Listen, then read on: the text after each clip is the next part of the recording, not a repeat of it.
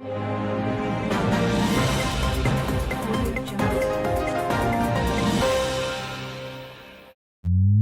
صرف نعیم الرحمن، هل صرف نعیم الرحمن، هل صرف نعیم الرحمن، هل صرف نعیم الرحمن، سب دیکھ لیا سب جان لیا، حل صرف نعیم الرحمن ہے، اس شہر کا ایک محافظ ہے، کوئی اور نہیں بس حافظ ہے، سب دیکھ لیا سب جان لیا، حل صرف نعیم الرحمن۔ جاوید اختر اعوان، آپ دیکھ رہے ہیں گہبر نیوز نیٹ ورک۔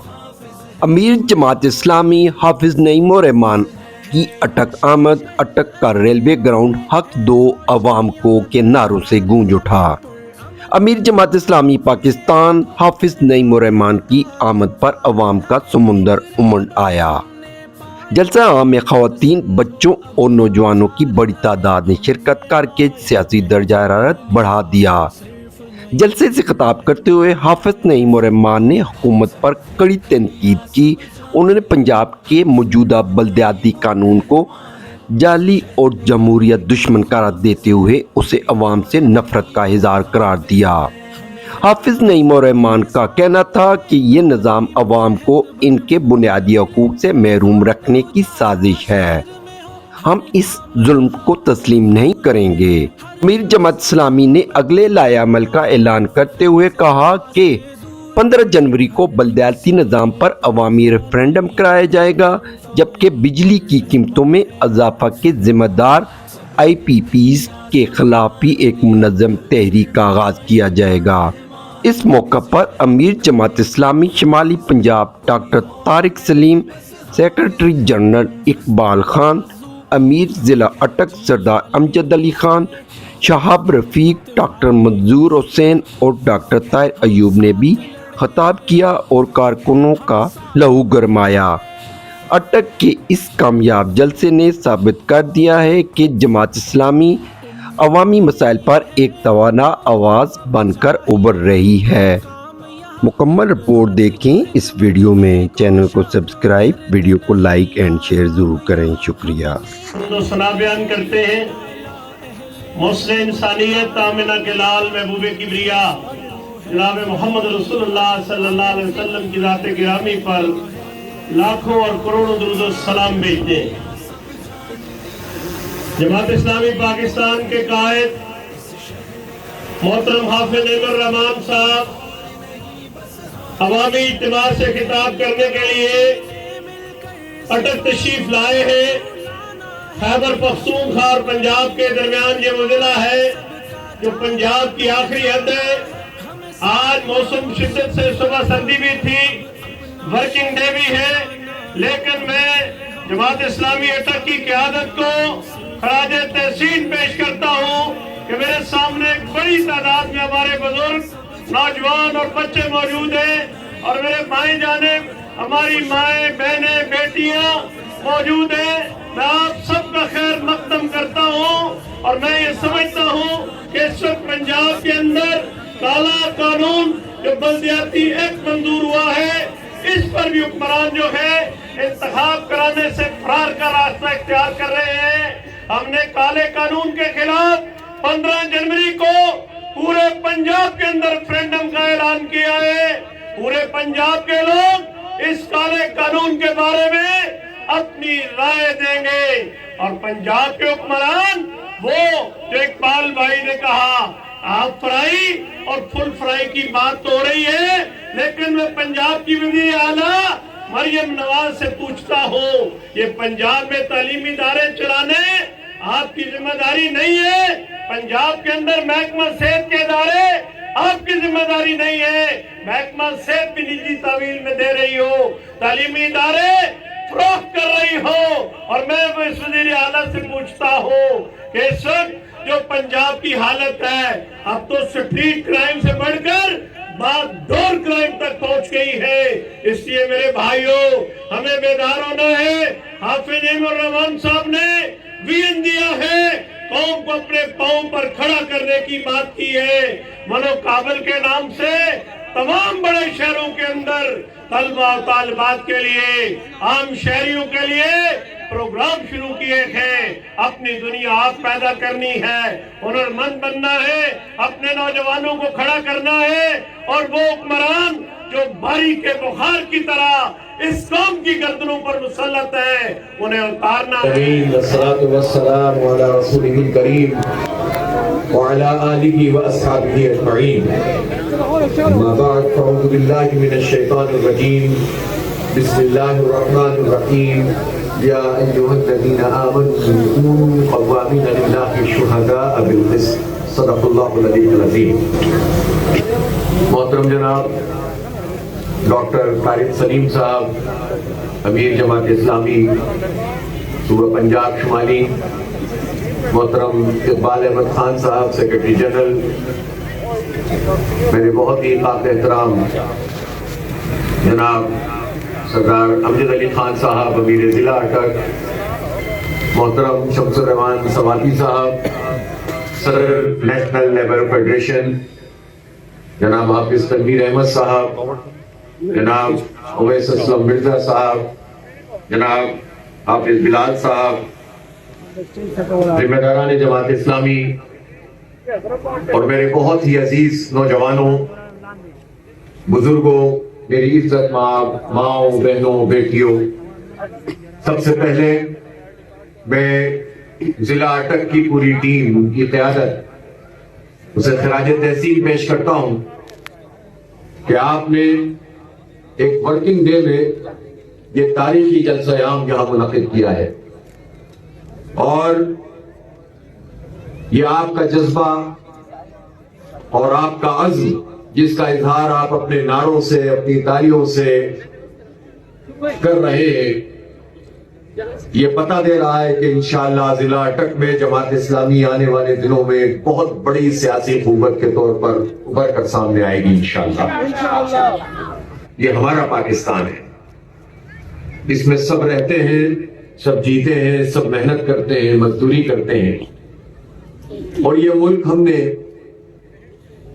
बड़ी कुर्बानियों के बाद हासिल किया है और इस मुल्क की हिफाजत के लिए भी लोगों ने बहुत बड़े पैमाने पर कुर्बानियां दी।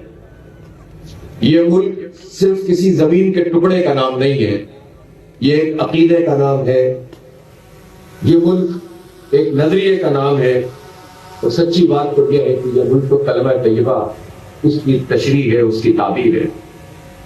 इसका तो नारा ही ये था कि पाकिस्तान का मतलब क्या, ला इलाहा इल्लल्लाह। ये वो जज्बा था जिसकी वजह से हमने बर्रे सगीर पाक और हिंद में सब लोग इकट्ठे हो गए थे कायदे आजम की क़यादत में और कायदे आजम रहमतुल्लाह अलैह का विजन भी बहुत वाज़ेह था और वो चाहते ये थे कि ये अंग्रेज का जो तसलसल सदियों से उसका कब्जा हो गया है, उससे जान छुड़ाई जाए, उस निजाम को बदला जाए। और अंग्रेजों ने खास तौर पर चूंकि मुसलमानों से हुकूमत छीनी थी तो उसने आहिस्ता आहिस्ता हिंदुओं को मुसलमानों पर गालिब करने की कोशिश की और ये दोनों की मिलीभगत की, जिसके नतीजे में मुसलमानों को नजरअंदाज किया जा रहा था, हर लिहाज से धकेला जा रहा था, हमारे दीनी और मजहबी हवालों को भी कमजोर करने की कोशिश हो रही थी और मुआशी तौर पर भी हमें कमजोर किया जा रहा था, जिसकी वजह से इस बर्रे सगीर पाक व हिंद के लोगों ने ये महसूस किया कि अब हमें आजादी चाहिए, लेकिन अगर अंग्रेज यहां से चला जाएगा तो फिर ये हमें हिंदुओं के सुपुर्द कर जाएंगे। और आम हिंदू का मसला नहीं था, इसलिए कि हिंदुओं में तो खुद जात पात की बुनियाद पर एक तकसीम मौजूद है। जो साम्राज्य ज़हनियत रखने वाले हिंदू थे उन्होंने पूरी सोसाइटी पे कब्जा किया हुआ है और उन्होंने सोसाइटी को तकसीम दर तकसीम किया हुआ है। लिहाजा ये उमंग, ये जज्बा पहले नारे और फिर एक तहरीक की सूरत में उभर कर सामने आया और ये पाकिस्तान अल्लाह ताला ने हमें अता किया। हमारा आइन बड़ी मुश्किल से तैयार हुआ, इसमें फौज के लिए भी चीजें मुतय्यन है, इसमें कौम के लिए भी चीजें मुतय्यन है। तो इस दस्तूर ने तो सबके लिए काम मुतय्यन किए हुए हैं और इस दस्तूर की पाबंदी का सब हलफ उठाते हैं, हलफ उसका उठाते हैं, काम अपना करते हैं। तो आइन से जो इन्हिराफ करे और उसके इक़दामात करे اس کو کیا حق پہنچتا ہے کہ وہ کبھی کسی کو غداری کا سرٹیفکیٹ دے اور کبھی کسی کو غداری کا سرٹیفکیٹ دے؟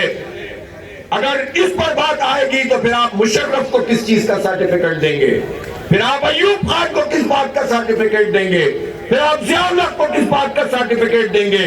اور جن لوگوں نے بھی عوامی مینڈیٹ کی توہین کی ہے اور زبردستی اپنا نظام مسلط کرنے کی بات کی ہے، پھر ان کو آپ کس کا سرٹیفکیٹ دیں گے؟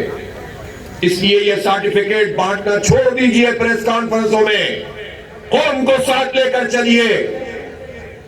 قوم ساتھ نہیں ہوگی تو ہم دشمنوں کا مقابلہ نہیں کر سکتے۔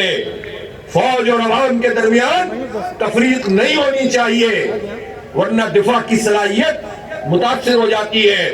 اللہ تعالیٰ نے ہمیں سرخرو کیا، جب ہندوستان نے ہم پر حملہ کیا تو پوری قوم متحد ہوئی اور وہ فوج کی پشت پر آ کر کھڑی ہو گئی، آپ کو عزت ملی۔ اس کا مطلب یہ ہے کہ جب آپ اپنے حصے کا کام کرتے ہیں، اپنی آئینی اور دفاعی ذمہ داری پوری کرتے ہیں، قوم آپ پر پھول نچھاور کرتی ہے۔ لیکن جب آپ جمہوریت کو رونتے ہیں، جب آپ اپنی مرضی اور قوم 47 کی حکومت لے کر آتے ہیں تو لوگ غصے میں آتے ہیں۔ اس غصے کو آپ اپنی مخالفت نہ سمجھیں، حالات کو سمجھنے کی کوشش کریں اور قوم کو ساتھ لے کر چلیں اور اپنی ذمہ داری ادا کریں، تو یہ سب مل کر انشاءاللہ ملک کو مضبوط بھی بنائیں گے اور آگے بھی لے کر جائیں گے۔ میرے بھائیوں اور دوستوں، میں بیوروکریسی کی بات کر رہا تھا، میں عدالتوں کی بات کر رہا تھا۔ پاکستان میں جو عدالتی نظام ہے، آئین تو کہتا ہے کہ انصاف کو گھر کے دروازے دہلیز پہ لا کر دینا ہے، لیکن ہمارا عدالتی نظام 23 لاکھ سے زائد مقدمات پاکستان کی عدالتوں میں پڑے ہوئے ہیں جو پینڈنگ ہیں۔ خود سپریم کورٹ اور ہائی کورٹس میں 5 لاکھ سے زائد مقدمات پڑے ہوئے ہیں۔ لوور کورٹس میں لوگ دھکے کھاتے رہتے ہیں، کوئی پوچھنے والا نہیں ہوتا۔ انصاف خریدنا پڑتا ہے، اور وہ بھی اتنی بولی لگاؤ کہ جس میں کسی طاقتور کی بولی کے مقابلے میں اور گولی کے مقابلے میں آ کر کھڑے ہو سکو، تب جا کر کوئی بات بنتی ہے، ورنہ لوگوں کو انصاف نہیں ملتا۔ کوئی کسی کی زمین پر قبضہ کر لے، 40 سال مقدمے چلتے ہیں۔ یہ عدالتی نظام گڑا چڑھا عدالتی نظام ہے، اور مرے پہ سو در رہی ہے کہ پھر یہ آئین میں 26ویں اور 27ویں ترمیم کر کے جو رہا سرات نظام تھا وہ بھی دریا بٹ کر دیا گیا ہے۔ لہٰذا اس پورے عدالتی نظام کو تبدیل کرنے کی ضرورت ہے۔ موجودہ عدالتی نظام غریب کو اور مڈل کلاس کو انصاف نہیں دیتا۔ نظام کی تبدیلی کی ضرورت ہے، چہروں کی نہیں۔ تعلیم کو دیکھ لیجیے آپ، کتنے غریب ہیں، کتنے مزدور ہیں۔ پاکستان میں 8 کروڑ سے زائد لیبر ہے، پاکستان کی آبادی کا 1/3۔ اس میں سے صرف 17% فارمل لیبر ہے، جس کو قانونی زبان میں لیبر تسلیم کیا جاتا ہے۔ 83% تقریباً 7 کروڑ کے قریب لوگ ہیں جن کی مزدور ہونے کی حیثیت ہی پاکستان میں نہیں ملی ہوئی کسی کو۔ ان میں کھیت مزدور بھی یعنی کسان بھی ہے، اور اس میں ملوں میں کام کرنے والا، ٹھیکیداری نظام کے تحت کام کرنے والا بھی ہے، اور انفارمل لیبر، رکشہ چلانے والا، ریڑھی لگانے والا، ٹیکنیشین، جو میکینک اور لوگوں کی خدمت کرنے والے، محنت مزدوری کرنے والے، ڈرائیوری کنڈکٹری کرنے والے، ان سب لوگوں کو تو ملازمت کے حقوق اور ملازمت مزدور ہونے کا ٹائٹل بھی حاصل نہیں ہے۔ یہ کیسا نظام ہے کہ جس میں آپ مزدور کو مزدوری تسلیم نہ کرتے ہو؟ حکومتیں بہت بڑے بڑے اعلانات کرتی ہیں کہ منیمم ویج، کم سے کم تنخواہیں ہونی چاہیے، لیکن کم سے کم تنخواہ کا اطلاق کتنی جگہوں پر ہوتا ہے؟ 7 کروڑ پہ تو ہوتا ہی نہیں ہے، اس لیے کہ ان کا تو کوئی حق ہی نہیں ہے۔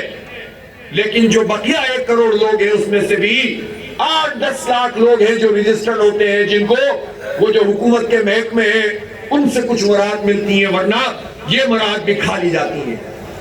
ایسی صورتحال میں مزدور کا بچہ، کسان کا بچہ، ٹیکسی ڈرائیور، کنڈکٹر، یہ لوگ کیسے اپنے بچوں کو پڑھائیں گے؟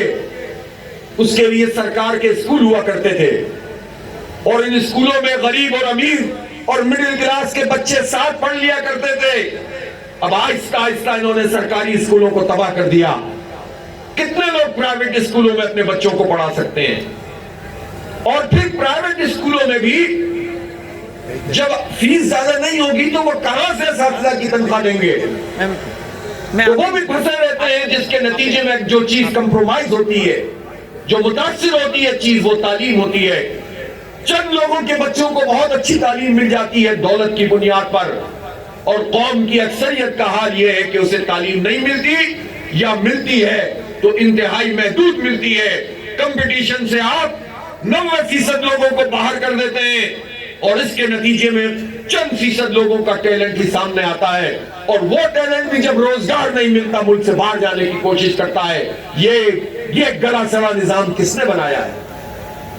کیا مزدوروں نے بنایا ہے؟ کسانوں نے بنایا ہے؟ یہ نظام کیا غریبوں نے بنایا ہے؟ یہ نظام بہت پڑھے لکھے لوگوں نے بنایا ہے اور چلایا ہے.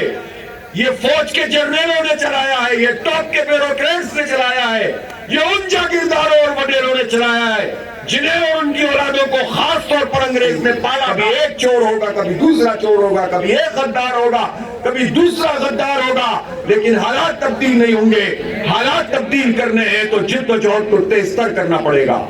اس لیے میرے بھائیوں اور دوستوں، میری ماں بہنوں بیٹیوں، ایک بڑی کشمکش کے لیے تیاری کیجئے، ایک بڑی جد و جہد کے لیے تیاری کیجئے.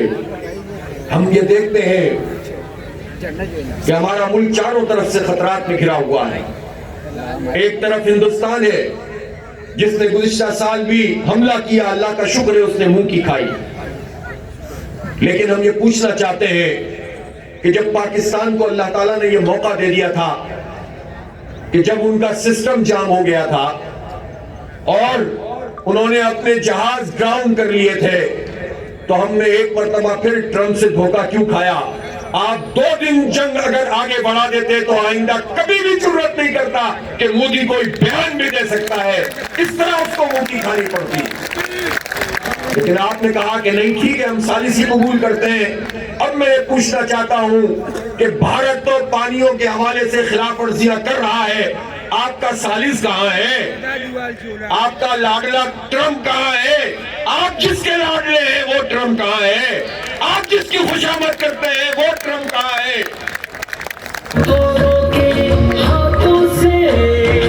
اور اسی طرح وہ بار بار دھمکیاں دے رہے ہیں. تو لہذا ہم یہ کہنا چاہتے ہیں کہ ہمارا اصل مسئلہ کشمیر ہے. کشمیر پر بات کیے بغیر کوئی ثالثی قابل قبول نہیں ہے. اور کشمیر پر بات کیا ہوگی؟ ایک ہی بات ہے کہ کشمیریوں کو حق خود ارادیت ملنا چاہیے. یہ ان کا کام ہے کہ وہ یہ طے کریں گے کہ وہ کہاں جائیں گے. اور کشمیری تو اپنے خون سے طے کر چکے ہیں کہ کشمیری پاکستان میں آنا چاہتے ہیں. وہ تو نعرہ لگاتے ہیں کہ ہم سب پاکستانی ہیں، پاکستان ہمارا ہے. لیکن کیا اہل پاکستان بھی اب یہ اعلان کرنے کے لیے تیار ہیں کہ تم سب پاکستانی ہو اور پاکستان تمہارا ہے؟ یہ نعرہ لگائیے، تم سب پاکستانی ہو، پاکستان تمہارا ہے. یہ آزاد کشمیر کے لوگوں کو بھی یہ میسج دیجئے، اور مقبولہ کشمیر کے لوگوں کو بھی یہ پیغام دیجئے کہ اگر حکمران اپنی ذمہ داری پوری نہیں کر رہے تو یہ مسئلہ قوم کا نہیں ہے. قوم کشمیر کے ساتھ ہے اور کشمیریوں کے تمام حقوق کے ساتھ ہے، اور انشاءاللہ ساتھ رہیں گے. لیکن حکمرانوں پہ بھی دباؤ ڈالیں گے کہ وہ ڈھیر نہ ہو بلکہ ہمت سے کام لے. اس کے لیے ضروری ہے کہ ہماری شمال مغربی سرحد محفوظ ہو. لیکن اس شمال مغربی سرحد پہ جو حالات اس وقت بنے ہوئے ہیں، ہم یہ کہنا چاہتے ہیں کہ افغانستان سے بات چیت سے مسئلے کو حل کیا جائے. بات چیت کی اگر کوئی کوشش ناکام ہوئی ہے تو جنگ اس کا علاج نہیں ہے. نئی بات چیت شروع کی جائے. 1 ثالث نہیں تو 2 ثالث، 2 نہیں تو 4 ثالث. پاکستان میں اور افغانستان میں ایسے لوگ موجود ہیں جو بات چیت بھی کر سکتے ہیں اور مسئلے کے حل کی طرف بھی جا سکتے ہیں. وہ زبان استعمال کرنا جس کے نتیجے میں جنگ ہو، اور جنگ کے نتیجے میں نہ پاکستان اس سے کوئی فائدہ حاصل کرے نہ افغانستان کوئی فائدہ حاصل کرے، اور ایک برادر اسلامی ملک، 2 برادر اسلامی ملک آپس میں لڑنے لگے. اس کا فائدہ کس کو ہوگا؟ تو افغانستان کی حکومت کی بھی ذمہ داری ہے کہ ان کی سرزمین دہشت گردی کے لیے استعمال نہ ہو. اور پاکستان کی بھی ذمہ داری ہے کہ ہم کسی بھی طریقے سے مذاکرات کی ٹیبل پہ ہی بیٹھے اور مسئلے کو حل کریں. اور وہ ساری پولیٹیکل فورسز، علماء کرام، جو لوگ بھی اس میں آگ لگانے کے بجائے آگ بجھانے کی بات کریں، ملانے کی بات کریں، تقسیم نہ کرنے کی بات کریں، ان کو ساتھ بٹھا کر اس مسئلے کو ریزالو کیا جائے، ورنہ دونوں ملکوں کے لیے مفید نہیں ہے. ہم دہشت گردی کو قبول نہیں کر سکتے، ہم اپنے جوانوں کا خون نہیں دیکھ سکتے. یہ فوج بھی ہماری ہے، اس کا کوئی سپاہی اگر شہید ہوتا ہے ہمارا سپاہی ہے، اس کا کوئی افسر شہید ہوتا ہے ہمارا افسر ہے. لیکن ہم جب دوسری طرف دیکھتے ہیں تو مسلمان کا خون کیسے کر سکتا ہے؟ وہ کون سی غلط فہمیاں ہیں؟ یہ فتوے دینے سے مسئلہ حل نہیں ہوگا، یہ بات کرنے سے مسئلہ حل ہوگا. یہ قوم کو ایک کیجئے اور مسئلے کا حل تلاش کیجئے. فتوے تو پہلے بھی ہم بہت دیتے رہے ہیں، ان فتاوا سے مسئلہ حل نہیں ہوتا ہے.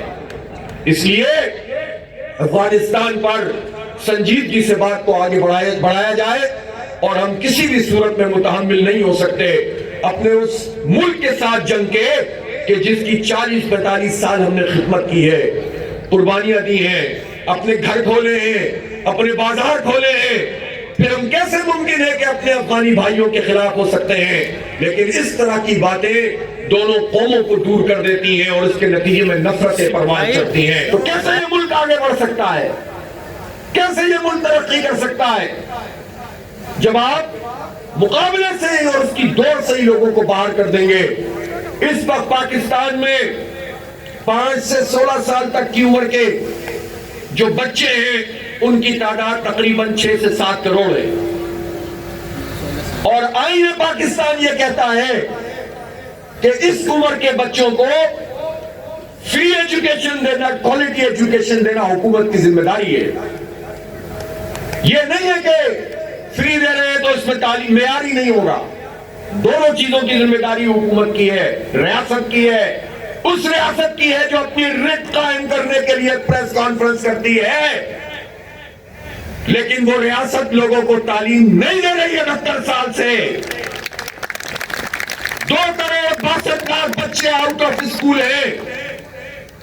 2 کروڑ 62 لاکھ بچے تو ہے ہی نہیں اسکولوں میں، اور جو ہے ان کا حال بھی دیکھو. اور پھر جو سرکار کے اسکول ہیں یہ کہتے ہیں کہ پنجاب میں بہت کام ہوتا ہے. یہ کام ہوتا ہے کہ جو اسکول اچھے تھے وہ بھی تباہ کر دیے اور 25,000 کے قریب اسکول آؤٹ سورس کر دیے ہیں. اور کہتے ہیں کہ ہم بہت کام کر رہے ہیں، اشتہاروں میں کام ہو رہا ہے. اسے گورننس کہتے ہیں کہ بجائے اس کے کہ نئے اسکول بناؤ، ان اسکولوں کو اپ گریڈ کرو، اپنی جان چھوڑاؤ اور یہ کہو کہ چونکہ ہم چلا نہیں پا رہے اس لیے ہم پبلک سیکٹر کے حوالے کر رہے ہیں، پرائیویٹ سیکٹر کے حوالے کر رہے ہیں. بھائی پرائیویٹ سیکٹر کو آپ ویسے ہی سپورٹ فراہم کریں تعلیم کے لیے، لیکن جو گورنمنٹ کے اسکول ہیں ان کو آپ کیسے آؤٹ سورس کر سکتے ہیں؟ لیکن یہ کام ہماری وزیر اعلیٰ صاحبہ کر رہی ہیں، بقیہ تینوں صوبوں کے وزراء اعلیٰ کر رہے ہیں. کوئی ان کو پوچھنے والا نہیں ہے، اس لیے کہ قوم کی شعور کا عالم یہ ہے کہ نعروں کو شعور سمجھتے ہیں، لیکن جو حق ہے وہ اپنا کسی سے مانگنے کے لیے تیار نہیں ہوتے.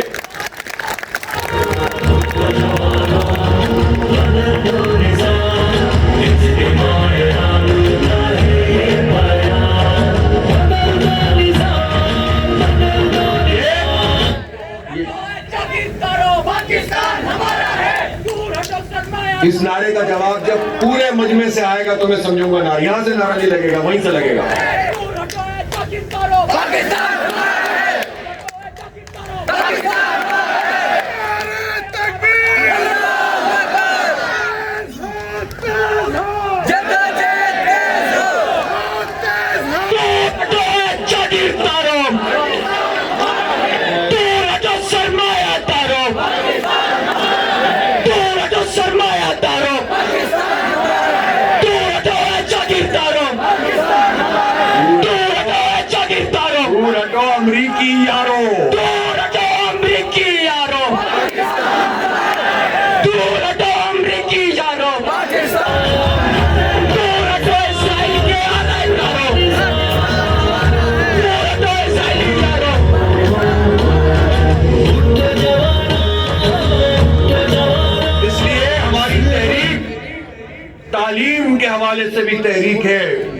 اور ہماری تحریک یہ ہے کہ غریب کو، مزدور کو، کسان کو اس کا حق ملنا چاہیے اور یہ گلا سڑا نظام بدلنا چاہیے.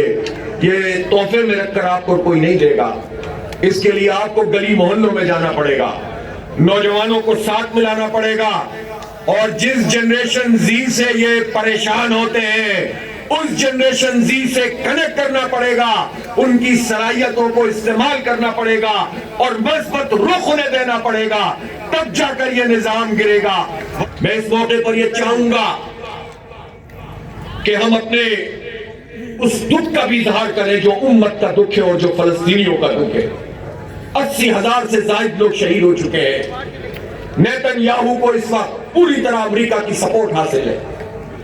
اس نے پورے غزہ کو ملبے کا ڈھیر بنا دیا ہے. جنگ بندی کے باوجود سینکڑوں خلاف ورزیاں کر چکا ہے، ہزاروں لوگوں کو شہید اس کے بعد بھی کر چکا ہے. اور جو طے پایا تھا کہ اتنے ٹرک روز جائیں گے اس کا 15 سے 20% سے جا پا رہا ہے. بچے بھوک سے شہید ہو رہے ہیں. موسم کی سختی ہے اور محدود وسائل ہیں، امداد بند کر کے رکھی ہوئی ہے. اور ایسی صورتحال میں وہ نیتن یاہو جس کو عالمی عدالت دہشت گرد قرار دے چکی ہے، ہونا تو یہ چاہیے تھا کہ اگر کاش کہ مسلمانوں میں غیرت ہوتی اور جذبہ ہوتا اور ان میں احساس ہوتا تو یہ سارے مسلم ملکی ملتے تو یہ نیتن یاہو کو اٹھا کر لے آتے اور اس پر مقدمہ چلاتے.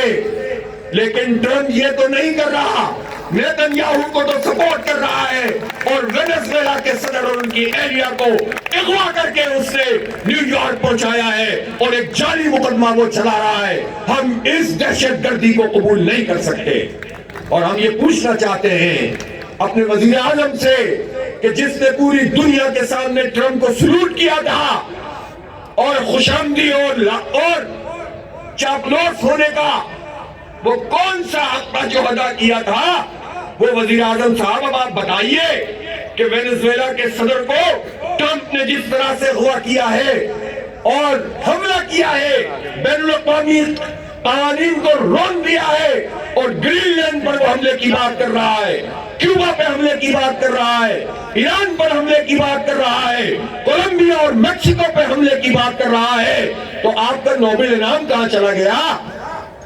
کیوں قوم کو شرمندہ کرتے ہو؟ میں ٹرمپ نے یہ کہا کہ ہم نے نیتن یاہو کو وہ ہتھیار دیے جو مجھے بھی نہیں معلوم کیسے تھے، لیکن نیتن یاہو نے اس کا بہت ٹھیک استعمال کیا. جس جگہ ٹرمپ نے یہ تقریر کی وہاں شہباز شریف نے اس کو سلوٹ کر کے کہا کہ آپ امن کے پیغمبر ہیں اور ہم آپ کو نوبل انعام کے لیے ایک مرتبہ پھر نامزد کرتے ہیں. شرمانی چاہیے شہباز شریف تمہیں، تم قوم کی عزت اور وقار کے خلاف بات کرتے ہو. ہمیں ایسے وزیر اعظم قبول نہیں ہے.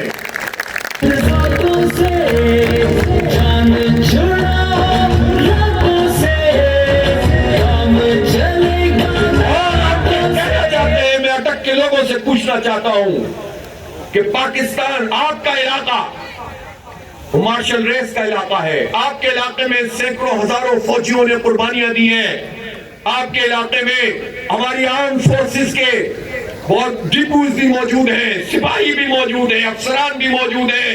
اٹک پالو یہ بتاؤ، یہ جو انٹرنیشنل اسٹیبلائزیشن فورس کے نام پر ٹرمپ نے ایک فوج بھیجنے کی بات کی ہے جس کو خود ٹرمپ اپنی نگرانی میں جس سے کام لے گا، اور ٹرمپ نے کہا ہے کہ ہم حماس کو ڈسارم کریں گے، اس سے اسلحہ لے لیں گے. کیا تمہیں یہ قبول ہے کہ پاکستان کی فوج فلسطین جائے اور غزہ جائے اور وہاں پر جا کر وہ اسرائیل کے ایجنٹ کا کردار ادا کرے؟ فوج پاکستان کی ہو اور کردار وہ اسرائیل کے لیے ادا کرے اور فلسطینیوں کے خلاف استعمال ہو، ہم کسی صورت میں سے قبول نہیں کر سکتے. واضح طور پر اس بات کا اعلان کرتے ہیں کہ ہم پاکستانی فوج کو غزہ بھیجنے کے خلاف ہیں اور یہ امریکی ایجنڈا ہے جسے ہماری فوج پورا نہیں کرے گی اور اس کو نہیں کرنا چاہیے، اس کا اعلان کرنا چاہیے. یہ کہنا کہ ہم وہاں جائیں گے اور حماس کو ڈسارم نہیں کریں گے، یہ قوم سے جھوٹ بولنے کے مترادف ہے. اسحاق صاحب آپ یہ جھوٹ نہ بولیں اور واضح اعلان کریں. آذربائیجان ایک ہمارا دوست ملک ہے، لیکن آذربائیجان کے اسرائیل سے بہت گہرے تعلقات ہیں. کل آذربائیجان کے صدر نے بھی اعلان کر دیا کہ ہم غزہ فوج نہیں بھیجیں گے. اب تو تم اعلان کر دو کہ ہم فوج نہیں بھیجیں گے. اتنی بڑی دہشت گردی, کھلی غنڈہ گردی ٹرمپ نے کی ہے پوری دنیا کے سامنے. اس نے وینزویلا کے صدر کو اغوا کیا ہے. اب تو اعلان کر دو کہ تمہارا منصوبہ امن کا منصوبہ نہیں ہو سکتا. فلسطین فلسطینیوں کا ہے, حماس کی قیادت کے بغیر, جو وہاں ایک جمہوری قیادت ہے, ڈیموکریٹک قیادت ہے اور لیجیٹیمیٹ قیادت ہے, اس کے بغیر وہاں کوئی امن قائم نہیں ہو سکتا. اس لیے کسی صورت میں بھی ہماری فوج غزہ نہیں جانی چاہیے.